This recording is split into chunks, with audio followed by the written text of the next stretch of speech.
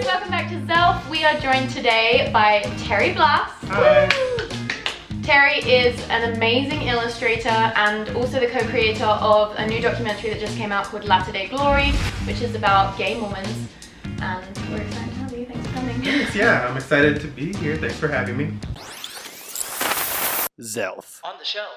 So how did you get involved with Latter-day Glory? I met Jonathan through like social media, Jonathan Levi Powell, who's the other subject of the documentary. We were chatting about maybe wanting to work on a project together. We knew we were both gay, that we had both been raised in the church and had been missionaries. So we started this documentary where we went across the country and interviewed as many like queer, LGBTQ, LDS, and ex-LDS people we could find. Just about their experiences, like growing up in the church, just to kind of get people to tell their stories so that we could sort of bring some visibility to them and to sort of the things that they feel that they've gone through. So how many LGBT Mormons did you interview? Or ex-Mormons, whatever? I think there was over like 74 hours of footage. Wow. And there are plenty of people who like didn't make it into the movie because the movie had to be 74 minutes long. Mm-hmm. But we went all over the country. I don't know exactly how many people, but we came to Utah, we were in Idaho, California, Arizona, New York. Jonathan did his mission in West Virginia, so they went there. But yeah, we interviewed a lot of people, and people anywhere on the LDS or LGBTQ spectrum too. It was like a good mix of people I felt that we found. Cool. Was there, so first of all, I'm assuming it was probably quite heart-wrenching interviewing all those people. Obviously given your own experience growing up in the church as a gay woman, what was it like having to play that role and hear all these people's stories that were so emotional and heart-wrenching? Yeah, that wasn't always easy. I remember like calling my husband and being like, this is the most emotional thing I've ever done. It's like, and it was really weird, but also the most rewarding thing I felt too. It was interesting to just talk to people, try to like ask them questions to help them sort of tell their story. You know, the interviews weren't, well, I say they weren't about me. A large part of the movie is like about me, but all the interviews with other people, I feel like I wanted to know specific things about them, like when they left the church or why they left the church. Mm-hmm. And every person, like I tried to research everybody a little bit so that I could have an idea, because there were people who were maybe still active in the church or some who weren't. I had to go into every interview like with a good amount of what I felt was like respect for who they were or where they are on their journey. So yeah, it was really emotionally gut-wrenching at times, but really rewarding. Did listening to all those people's stories sort of help you either process or sort of recontextualize your own story? I talk in the movie a little bit about how growing up in Idaho, like a Mexican kid that was like super nerdy and gay, I didn't know a lot of other Mexican kids around like my area.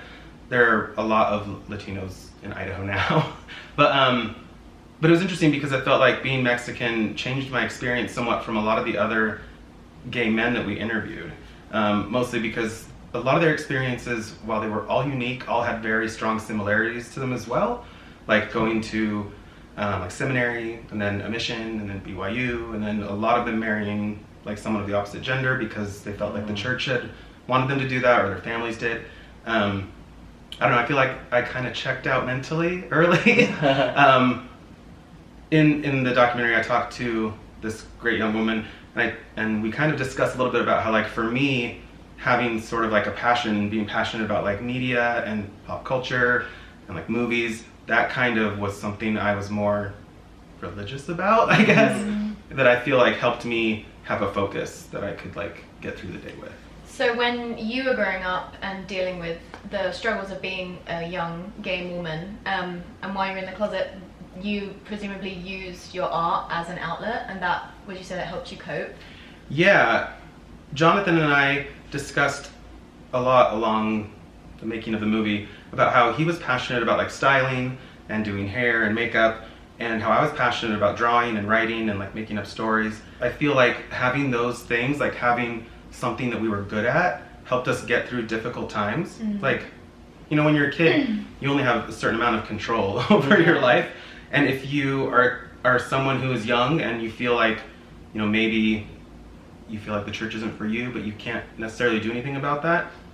I was somebody that felt that way, and I just focused on my drawing. And I felt like if this is something I can get good at, it's something, I don't know why I thought this at such a young age, but I was like, it's something that maybe one day I could get paid for, and then I could have a career doing something that I liked. Like if I become an expert at it, people are gonna need to seek me out for like, you know, information or work. So I feel like having something that I was passionate about definitely helped with like being able to visualize a happy adult life. And I think that's something that a lot of kids sometimes can't do because of the lack of visibility. I think one of the, I guess, craziest things for me to think about when imagining what it must be like to be LGBT and growing up in the church is people that live in these, you know, densely Mormon areas. They probably do know gay people, but they may not know anyone who's openly gay, and they certainly don't know anyone who's openly gay and ex-Mormon. Right. And so if you don't even have an image in your head, if you, like you said, if you can't even visualize anything different from what you know, then how are you supposed to like have hope that you could be any different? You have to be able to think it before you can do it. Yeah, that's one thing that I think the movie does well, is to like let kids know that a happy queer adult life exists out there, when I think it's hard for them to visualize that. And when kids can't visualize, like, I guess when they're busy hiding and they can't visualize like a happy adult life, it's really hard for them to find a passion or to dream. I think the movie does that really well. It's like letting kids know, like, it's fine. Like, there's some adults that we're showing here that are okay. They're doing good. Yeah, I felt like it had a great balance of that, and they kind of talked about that in the Q&A thing after, that like it really did a good job of helping you feel something of that experience of the desperation that comes with grappling with your religious identity versus your sexual identity. I was crying through the whole film. There was several times where I was just like, oh my god, that's so real and so raw. But then also showing, hey look, here's people who are like doing it, who are living a life, and it's just as noble and as fulfilling as any other life. So yeah, great job on that. Well, thanks. I like it a lot to like representation in the media. I think it's the same thing. Like if, since I'm Latino, I'm passionate about talking about how, you know, Latinos are the largest minority group in the country with the least amount of representation. And quite often when like Latin women are on television, they're still stereotypically cast as like a maid or like a sex pot kind of character. And so I think like it's hard for maybe young Latinas to visualize like, oh, well, could I be brave? Could I be intelligent? Do I have to be sexy? You know, and so I think it's the same thing. With more exposure, there's just like more options for people to be like, well, maybe I could be good at that, or maybe I, you know, don't have to live this way. I think this is a great segue into talking about a little bit about your career path. So you've worked with Cartoon Network and still are, right? I'm currently the writer for the Steven Universe comic. You guys probably don't. My references are... You told me a little bit about it, and it sounds awesome. I think my references are like, they're all about kids' cartoons. Little kids would get it, but like, you know? So I write for Steven Universe right now. Any children watching our show are going to love this. But hey kids, I've worked on Amazing World of Gumball. I've written that cartoon. That's made in England. That's a cute cartoon. And like, well, Gumball, regular show, like a lot of Cartoon Network properties. But I started out drawing in comics, but I primarily write now. And my first graphic novel that I wrote with my co-writer Molly Muldoon is called Deadweight, and it's a queer murder mystery at a fat camp. I want to read that. It's fun, but it came out in April. I'm really proud of it. Matthew Seeley is the artist that worked with us on that. I went to art school with him. And I was like, I gotta snag this guy up for a project before someone else does. That's what I did with Tana. Yeah, see, it's good, it works. And making stuff with your friends is just fun. It's like, you know, like... Until it's not. Support us on Patreon. Yeah, I just write a ton now. I'm writing 2 other projects for that company that published that.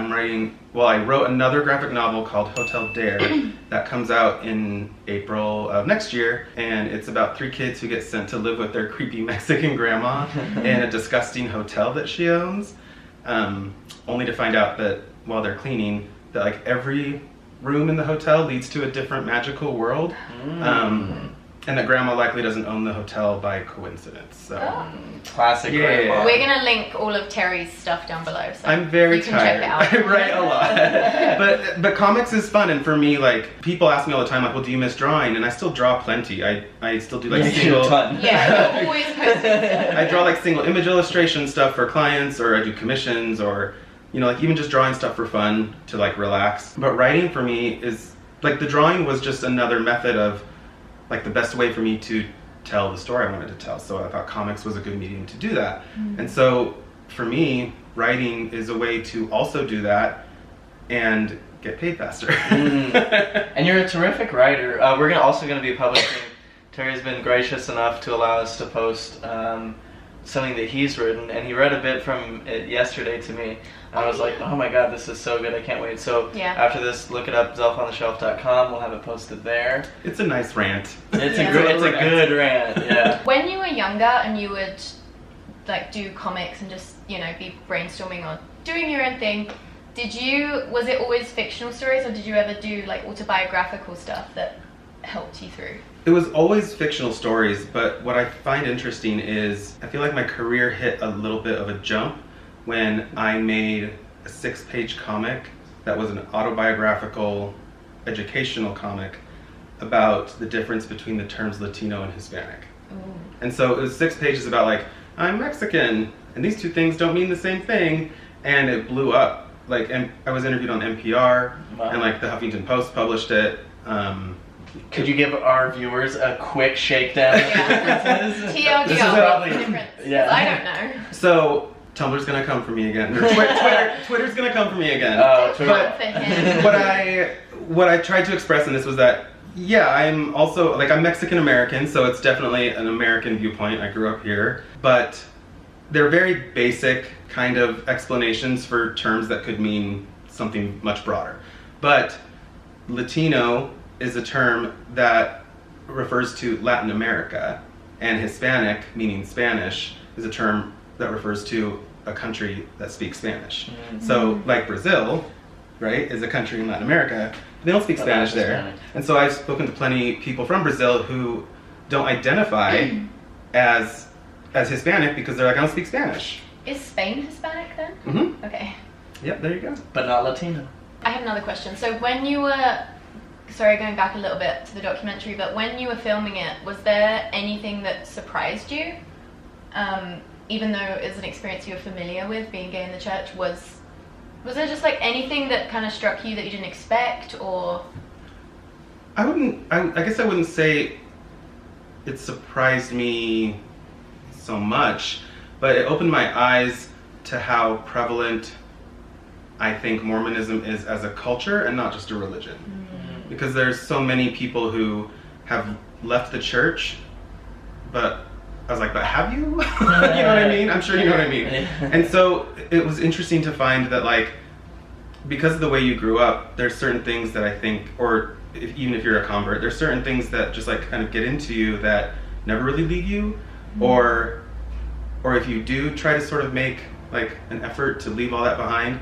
I say quite often that there's some days like where I function without ever thinking about religion, the church, like none of that stuff. It doesn't have anything to do with my life. And then there's other days where I like have to talk about it endlessly. Yeah. And so, And both are fine. yeah, it's just a weird balance.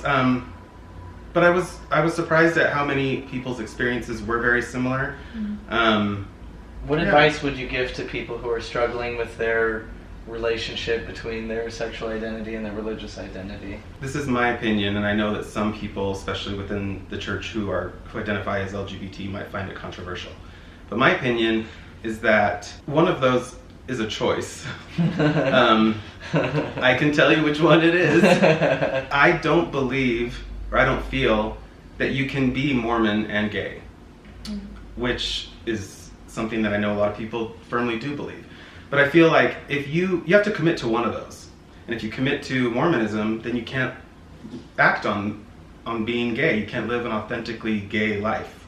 And if you choose to live an authentically gay life, then the church could excommunicate you and you're no longer Mormon. So to me, it doesn't make much sense. And I understand that it's difficult to maybe like leave a community behind, especially if you're so entrenched in it. But I would say if you're struggling with your sexual identity and your religion and you're young and you can't do much about it, I would say to find something that you think you could be good at and to focus on that. There are all these studies that talk about how kids who identify as queer, especially in like junior high and high school, sometimes are developed, like they don't get to openly date, they don't get to openly do social things that like straight kids do, and that they're worried about so many other things that could keep them from like progressing in a talent or a skill. And so I'm passionate about kids just like finding something that they can do that they're good at. It doesn't have to be like a super like artistic thing either, like it could just be something like a skill that you think is great and like you're like super into, like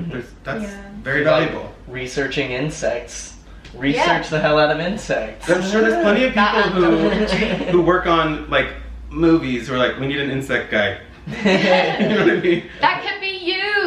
You could be the insect guy. We actually do get quite a lot of messages from, well, young Mormons, but like a good amount of them are LGBT, saying, I'm stuck at home, like I'm only 15 or 16, I've got all this time left till I can move out, like what's your advice? And I'm never really sure what to say. I'm usually just like, start formulating a plan now for getting out and like stay in school. But I really like that angle of not just stay in school, but like find what you're passionate about and just go for it, do it. We talked about this a little bit, but I would also tell kids that like that are so entrenched in the church that most of the country, if not the world, has no idea what Mormonism is. No idea. I didn't even know what Mormonism was till I was 15. I was like the first Mormon my husband ever met. Yeah. So like nobody really knows and nobody cares. Like honestly. So the world is much bigger. The world is much bigger than like Utah and Idaho. Yeah. When you're an artist or a writer, you belong to a community that celebrates like personal expression and originality and individuality. And religion is this set of rules that's designed to not just make you, but an entire community of people do the same thing, think the same way. And I'm not so down with that. No, we expand and grow by new ways of thinking and new ways of doing it, and like new ideas. Seek out friends who maybe aren't like you, or like learn from somebody that is way older than you, or way younger than you, or you know, like just to be surrounded by the same thing day to day. Yeah.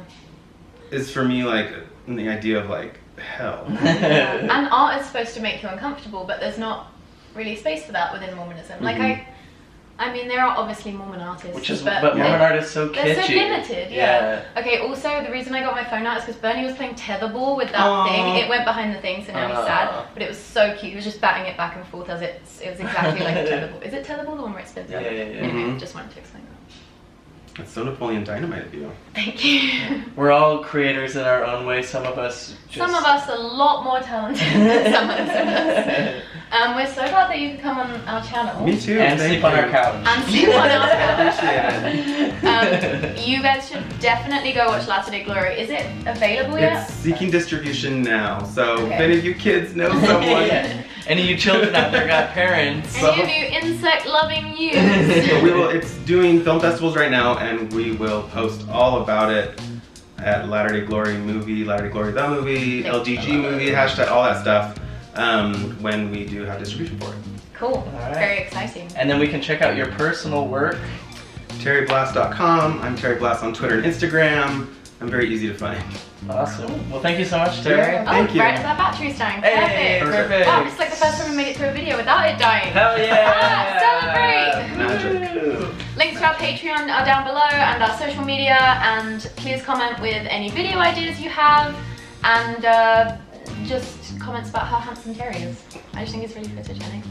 If you're super into insects, share some insect facts with us. I'd love it. Always looking for a good ant doc.